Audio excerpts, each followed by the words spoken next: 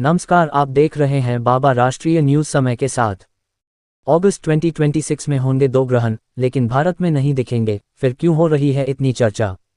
अगस्त 2026 का महीना खगोलीय और ज्योतिषीय घटनाओं की वजह से चर्चा में है।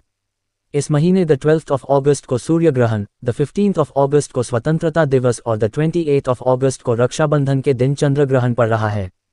इन तीनों घटनाओं के बीच सिर्फ 17 दिनों का अंतर है। हालांकि खगोल विज्ञान के अनुसार सूर्य और चंद्र ग्रहण का 15 दिन के अंतर पर आना कोई असामान्य बात नहीं है। लेकिन इस बार चर्चा इसलिए ज्यादा हो रही है क्योंकि कुछ ज्योतिषी इसे खास महत्व दे रहे हैं।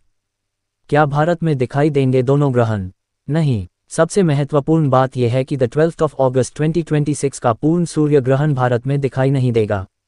ये ग्रहण मुख्य रूप से आर्कटिक क्षेत्र, ग्रीनलैंड, आइसलैंड और स्पेन में देखा जाएगा। उस समय भारत में रात होगी, इसलिए यहाँ ये ग्रहण नजर नहीं आएगा। वहीं द 28 अगस्त 2026 का आंशिक चंद्र ग्रहण भी भारत में दिखाई नहीं देगा। ये ग्रहण अमेरिकी महाद्वीपों में सबसे अच्छी तरह दिखाई देगा। भारतीय समय के अनुसार उस समय दिन होगा और चंद्रमा दिखाई नहीं देगा। रक्षाबंधन पर सूतक लगेगा या नहीं? धार्मिक मान्यताओं के अनुसार जो ग्रहण किसी स्थान पर दिखाई नहीं देता, उसका सूतक काल भी वहां मान्य नहीं होता।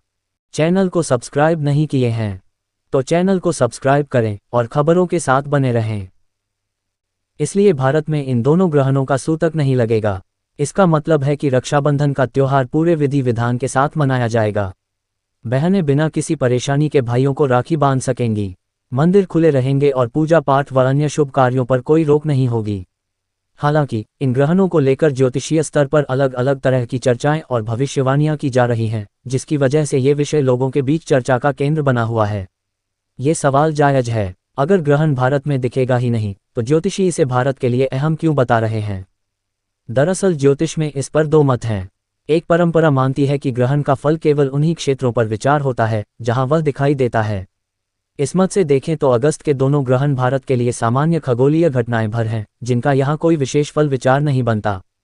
लेकिन राष्ट्रों और बड़ी घटनाओं की कुंडली देखने वाली मेदिनी ज्योतिष की परंपरा दूसरी कसौटी अपनाती है। उसमें यह देखा जाता है कि ग्रहण आसमान में राशि चक्र के किस बिंदु पर लग रहा है और वह बिंदु किसी देश की जन्म कुंडली के किस ग्रह को छू रहा है।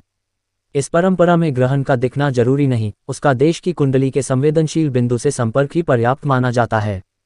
और इसी कसौटी पर अगस्त 2026 का सूर्य ग्रहण असाधारण हो जाता है। ज्योतिषीय गणना के अनुसार यह ग्रहण कर्क राशि के आखिरी हिस्से में आश्लेषा नक्षत्र में लगेगा।